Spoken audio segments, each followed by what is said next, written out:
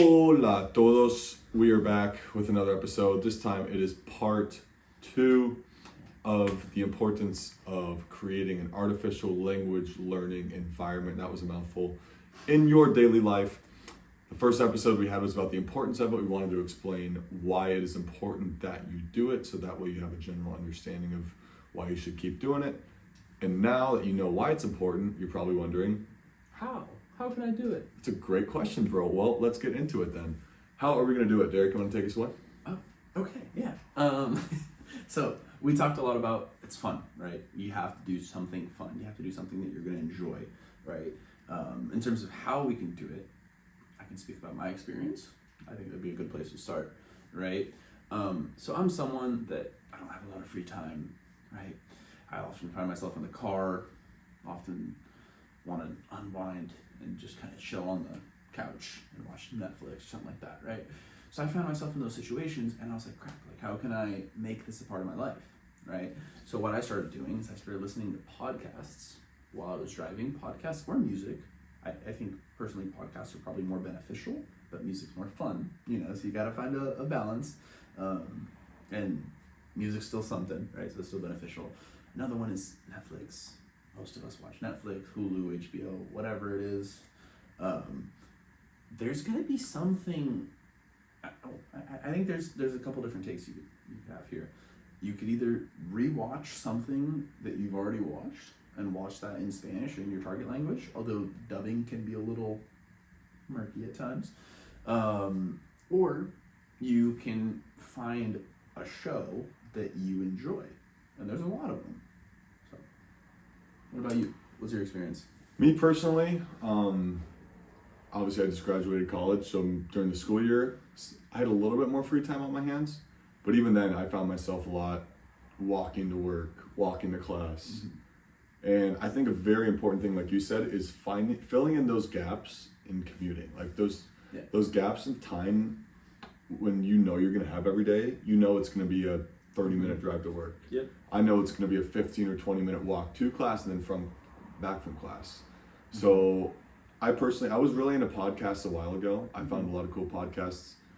Me personally, I'm a big sports fan, so I listen, especially soccer, and I listened to a couple podcasts. One was called Fuera de Juego, and the other one was called Fútbol Picante, both on ESPN Deportes. So it's like, obviously it's ESPN, and I enjoyed that a lot. And I still listen to it once in a while too. But once in a while I get bored with podcasts, and I love music. Yeah. Like I mentioned in the previous episode, I love music and the rhythm it gets me in, the mood it gets me in, and I listen to a lot of Hispanic music, reggaeton. I've gotten into a lot recently, as basic as it might sound. Gotten into a lot of Bad Bunny, and like even just like once in a while, you can hear the music, but like just kind of accustoming your ears to it, and the rhythm at which they're speaking can be really enjoyable. And also the rhythm is fun too. Like that's what I personally enjoy. Netflix, I will say that is not something I do a ton. I usually watch more YouTube. If I break it up into smaller videos, so I'll be like, I love traveling, so I'll watch a lot of travel vlogs. I'm moving to Spain in a couple weeks, so I want to learn more about Madrid. Obviously, there's millions and millions of videos of Spaniards or people from South America who have traveled throughout Spain, and I like to do that. I do watch Netflix shows once in a while too. Derek's recommended me a lot of good ones as well. Money Heist is one. I'm trying to think of some other ones. Elite, there's so many great ones, and you might be thinking too, that's kind of like one thought that I had is like, man, I still love watching my shows in English. Like I love doing this. Like I'm not saying stop doing that. You can still go and do that, but we also recommend checking out some other Spanish shows too, because switch it up. Yeah. It's all about finding a balance, finding what works for you. Like we're not saying never watch another show in English or in whatever your native language is. I took a little bit of a hiatus kind of thing to where I think over like a 2-year period, I watched maybe like a total of like 5 seasons of TV in English and everything else was in Spanish. But for example, YouTube, I still watch a lot of YouTube in English because if I'm watching like some basketball videos or whatever, like there are people that I subscribe to that I like their content specifically. So, it's about balance, like you said. Like maybe your Netflix, you kind of enjoy more in English, but your YouTube, you can put more in Spanish. Maybe I'm the other way around. You have to find what works for you. That's the whole point of this, right? Is making it fun, making it what you enjoy kind of thing. and filling in those gaps, because there's so many little gaps throughout the day that we don't even realize it. And it's, another 5 minutes or 10 minutes that you could be listening to something, and it's just going to get you that much better, because that's going to add up. If you do 10 minutes a day, an extra 5 minutes, an extra 10 minutes a day over the course of a year, it's going to be, the impact of that, it's going to be huge. But think like when you're making your breakfast or your lunch or your dinner, or anytime you're making food kind of thing, I love being distracted and kind of having a video in the background so I can listen to it. Also, like if I get out of the shower and I'm getting changed and kind of, getting things ready or whatever, that's another time, that I can just kind of kill and set something up and watch something. And just, you fill it in throughout your day. And then at the end of the day, you look back and you're like, oh wow, like I watched like an hour of Spanish videos today. And it didn't even feel like it because you were doing it throughout your day. And it's not like you had to actually, all right, how am I going to set aside 30 minutes or how am I going to set aside an hour to watch something? Because that's hard and you're not going to be able to consistently do it. Mm-hmm. And even if you don't fully understand everything that they say, like me personally, I still don't understand 100% of what's going on in the video. But especially with like why Netflix and other videos are such a great tool is because you can see like if there's a word you don't understand, but you can associate it with the action that's going on or the scene that's going on or the tone at which someone is speaking. You can kind of put it together within context. And I feel like that's why those kinds of things can be super, super important as well. So don't get discouraged, even with a podcast, if you don't fully understand. Just listening to it and hearing the speed at which they talk, and hearing the accents and just everything about just being around that language is valuable. Even if you might not fully understand it, that does not mean it is not valuable. That is something very, very important. I think that a lot of people might think, and that I thought as well too. Sure. There's something very pure and just, I guess, beautiful about authentic native speech in whatever language it is, and it's something that non-native speakers just aren't quite able to replicate, and that's kind of what would set somebody apart from being a native English speaker versus a non-native, or a native Spanish speaker versus a non-native, or whatever, right? And it's just something like just hearing that pureness and whatever accent it may be, because there's dozens or hundreds or whatever accents, right, for whatever language it is. But yeah, there's something special about that. And then what you were saying about like you don't have to understand every word. There was actually a really interesting like language hypothesis. We may have mentioned this at some point in our previous episodes, but it's been a while, so might as well mention it again. I believe it was Richard Kaufman. I could be a little off on the last name, but it was essentially the theory of comprehensible input, and it's something about if you see what's happening, you have like a visual cue, and you understand at least something, you can piece together the rest. And that's something really powerful. So like, let's say you're starting to watch a Spanish TV show and you only understand 60%, right? But even if you watch it and you only understand 60%, that's gonna increase over time, And really the only way you're gonna get better at listening and understanding spoken speech is by listening and trying to understand spoken speech. It sounds really simple, but it's really, I guess it's like specificity, like how are you going to become a better driver? By driving. How are you going to become better at many things? It's oftentimes by doing that thing. So if your goal is to listen to, or improve your listening, you have to listen a lot. And don't worry about understanding 100% because it's going to fill in the gaps. The brain can do amazing things. It's easy to get discouraged, like you said, and I know I mentioned this before, but just don't, remember that, do not get discouraged at all. I've heard a lot of people saying that, oh, I feel like I'm not, at this level to where I can listen to this, or I'm like, I'm not ready to be able to listen to speak. I don't care if you haven't heard a single word of Spanish in your entire life, like the comprehensive input thing. If you even just like listen to it, if you try, yeah, and especially with subtitles are great. Do not ever feel that, oh, I'm still listening to subtitles. Don't ever feel like that's frowned upon. Yeah, it's super important because then you can associate the words with what's going on.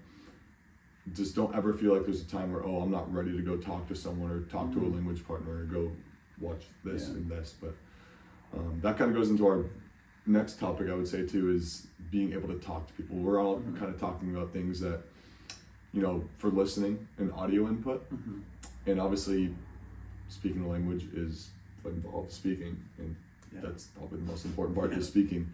And I have found that this is the hardest part to do. I will say it's very easy, especially at home. It's super easy just to listen and just get all this input, all the audio input, which is still very important. But speaking is super important, and that's why any chance I can get to have the opportunity to speak to someone, I jump on it, and I get super excited by it. And a big way of doing so is language partners.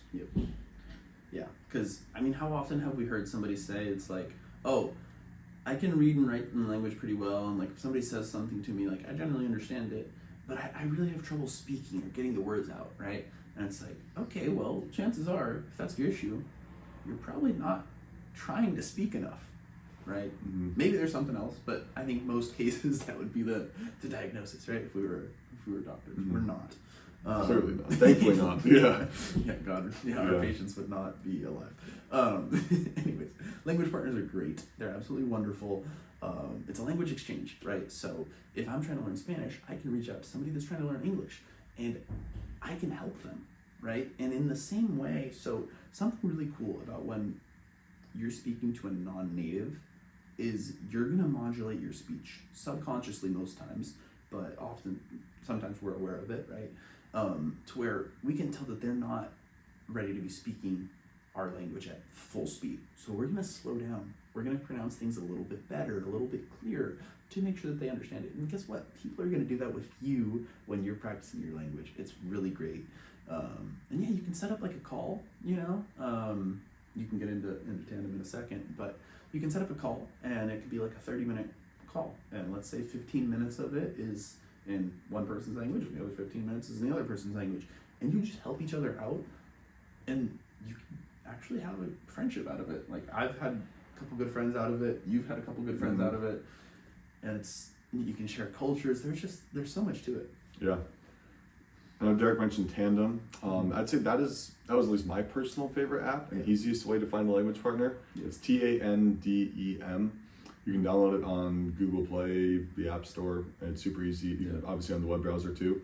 And you can find language partners on there and you can chat with them. And obviously, texting is good to do, but I think we're coming to a certain point when a lot of people I'll text them for a little bit and be like, okay, hey, here's my WhatsApp, here's my Skype, and you can video call over Tandem too, I believe. I think, But the goal is to speak. Yeah. So do that. Yeah. If that's what you want to get better at, do it. Don't keep texting somebody all day. Yeah. We don't have time. If you're gonna text, if you're not gonna do a call and you're someone to communicate, audio messages. Very, very important as well. It's kind of tiers, right? Yeah. So it's texting, okay, it's still something, but it's not really gonna help you speak. Maybe you'll learn a new word or two, but it's okay, oftentimes it's just gonna make us feel better about what we're doing, even though we're not doing much, and then audio messages and then a call, because it's live interaction. And if somebody says something, be like, wait, what did you say? Could you repeat that kind of thing? And then Tandem's great. It's been a tremendous app for both of us, to where you can just find people and you can search. I'm pretty sure you can search by country.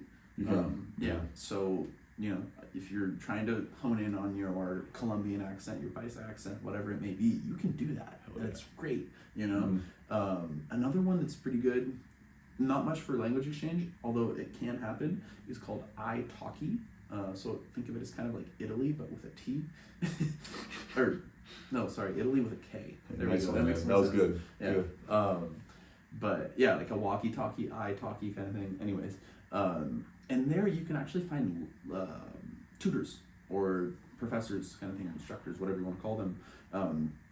And they can be pretty cheap, at least for Spanish. I've done it a couple times, or maybe 10 times kind of thing, to where I would pay somebody $5 for an hour, and it's completely in Spanish. It's completely focused on me and improving my abilities, and it's really good to have sometimes that personalized attention. And really, it's $5 for an hour. It's a third of minimum wage, at least in California. But so it's really cheap. And it's definitely something that's it's well worth the $5 if you think about it. So it's a lot cheaper than buying a plane ticket. This next app too, I'm sure you all have heard of it. You're gonna laugh at me. I know you're all gonna laugh at me when I say it, but I've actually been using it recently, and I'm 22 years old. Don't say it. Don't say I know. Just kidding. I'm gonna lose all my credit a little bit. Hear me out. Omegle. And it might sound like you are totally creepy and weird, but there's a way of doing it. If you log on to Omegle, and I see a couple YouTubers done it, and I was like, what is going on? Why are they on Omegle? And I'm like, wait a second, this kind of seems like a tool. Might be something.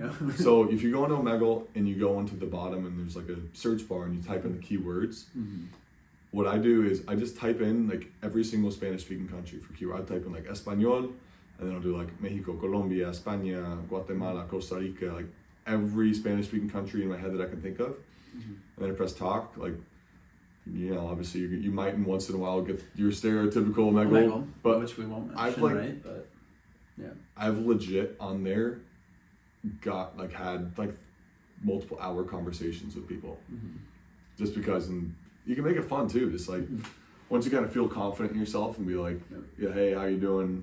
And like, you know, they see the video and you start talking, then you like flip to Spanish and like you see the reaction. They're like, where are you from? And then you like guess, figure it out. Like it can be really fun and it can be rewarding because you're getting that immediate feedback. Yeah. You know, and it feels so good, and like that can motivate you so much. Yeah. Like, just keep going. And what's also cool too is you can, within like a quick amount of time, you can like go from people from different countries. Yeah. Like So somebody's annoying. Yeah, well that too, but also like, you know, I talked to a guy from Paraguay for like 2 hours one time, and I was done. And then next up is some guy from Venezuela, or some guy from Peru, guy from Argentina. Like, it's a great tool. Yeah. Like, trust us on it. It's a good tool for language learning. And something to add on that is, if you're gonna do that, type in the country's name in its own language, Exactly. because that's gonna make a big difference as well. Don't type in Spain. Type in España. Yeah, like if you're trying to talk to someone, if you're trying to talk to someone from Spain, or if you're just trying to talk to somebody in Spanish, don't type in Spanish. Type in Español or whatever it may If be. you want to talk to someone, practice your Portuguese, or someone in Brazil, Brazil. Yeah. You know, Portuguese. With an S. Yeah. Not a C. Yeah, exactly. But because that'll make a difference. Because if you think about it, the people you're trying to talk to, they're not gonna spell their own country's name wrong or in English. Like, that would just kind of be weird. They're trying to talk to other people from their country, so they're gonna type in their country's name in the way that we would. Like in the same way that an American person wouldn't type in Estados Unidos, they would type in America, USA, United States, whatever. Because that's just how we think about it. Like, we're not going to think about our country's name in a different language, right? Anyways, Exactly. that's that. Just little things like that go a long way. But yeah, here's how Omegle, crazy as it sounds, never thought I'd say this, great tool. Yeah. Another thing I would say too, let's say you don't want to talk to anyone, you're feeling tired, it's late at night, you're like, oh, I don't want to log on and have a conversation with someone. Listen, we all have limited social batteries, all to a certain extent, it happens. And this might sound kind of crazy as well, but talking to yourself, and whether you want to record it or not, I recommend recording it. But if you just do like a voice recording for like a minute or two every night, or however much you want to do it, like, That's something. just like kind of like a diary in a way, like recap your day. Like, I've done that before where Is I've that like, what you do? I mean, not No, every no day. judgment. It's okay. Yeah, I mean, hey, everyone's got a diary, right? It can be in an audio form. But yeah, I mean, it's a great way like of still being able to talk, and who cares? Just let your brain spill. Like, it can literally be about Anything. whatever. Like, there's been times where I know I sound like a psychopath, but I'll be driving around and I'm just like talking to myself in Spanish. Yeah. Or like if thoughts come to my head, like I'll just have a conversation with myself and just say random stuff. Yeah. And the person next to me is probably like, what the heck's this guy doing? There's no one in the car, like he's just talking to himself. Psycho. But it's a great way of doing so. And you can do that whenever you want. You don't have to log on, you don't have to wait for someone to be on Tandem, schedule a time, like just do it whenever you want. Yeah. And there's a YouTuber, his name's Coreano Vlogs, so Korean Vlogs, and he's from Korea, and he like learned Spanish kind of thing, and then he wanted to keep practicing his Spanish, so he started uploading videos on YouTube, and now he lives off his YouTube channel, and he has several YouTube channels. I think his main one has like 7 million subscribers or something like that. But it started just because he needed a way to practice his Spanish, and he started making YouTube videos for himself, and now he's like rich and famous. So you never know. And look where he's at, yeah. Yeah. And this last part, let's say, I'm gonna go a step further. Let's say you don't even want to talk to yourself. You're just, I don't want to speak, I'm tired of speaking. Well, you can think in Spanish. Something that I've done, and I say be careful with this because it drives me crazy sometimes and I get really tired doing it, is like, I want to learn words, so like I'll be bored. Like if I'm like on an airplane, or if I'm like, for example, I was in Japan last December and I was on so many train rides, and I was just looking out the window and I was like, oh, there's a billboard, and I'm like in my head, well, How do you say billboard? yeah, and I look it up, or like I look at, I'm just thinking like, oh, that that sushi I had last night with eel and cod was so good. Well, shoot, how do I say eel? How do I say cod in Spanish? I'm gonna look that up. Like, obviously, it's impossible to do that in your head 24/7. But even like if you just formulate mental sentences, like if you're around people and you're not even like, you don't want to talk to yourself, you can think to yourself. Yeah. At the end of the day, every little bit helps. Be careful to not kind of like do the absolute minimum and kind of have that false sense of accomplishment and tell yourself you're doing great things. But because really, like if you're, as long as you're doing something, you're doing 1,000 times better than somebody that's not doing anything. Mathematically, that doesn't exactly work, but in the real world, that's how it is. So just do something, try, make it a part of your life, and you can thank yourself, maybe thank us. We don't need credit. Thank yourself. Say us, no. Yeah. We don't want any credit, but yeah, just like what Derek said, just do something. You know, we recommend 30 minutes, do something, and just do not forget to make it enjoyable. And the second, like me personally, I get bored kind of easily. There's been times where I'm watching this Netflix show and it's great, and then, you know, for example, I got bored with Money Heist after season 3. Like, this is just the same thing. Time to go watch another show. That's totally okay. Like, Show up. yeah, and I stopped watching Netflix for a while and I'm kind of tired of Netflix, so I'm on to, reading articles or like YouTube. Sure. I'm on to podcasts, music. I got bored with podcasts. Like, I know I sound like I get bored really easy, which I do, but there's just so many different things. Like, I think the most important thing to remember is everything you do on a daily basis in English, almost guarantee there's a way to do it in Spanish. Yep. There pretty much is. You know, maybe outside of like talking to your parents. Yeah. But you know, pretty much everything you do online or on your phone or on a computer, you can do that in whatever your target language is. So. Well, heck, even if you want to talk to your parents, like say something really mean to them, if they're annoying you, they don't understand the language, just practice your Spanish and just like cuss them out in their face and they won't even know what you're doing.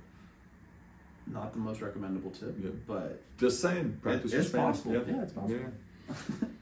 Well, I think that's it. Yeah. Today. I think we've let it all out. Yeah. Once again, appreciate you all listening. This has been part 2 of creating an artificial language learning environment in your daily life. As always, check us out on Spotify for our audio only portion in the form of a podcast. Check us out on YouTube as well in case you want to see it in video form. Totally up to you all. Once again, we appreciate you all listening, and we will see you all on the flip side. Ciao, ciao.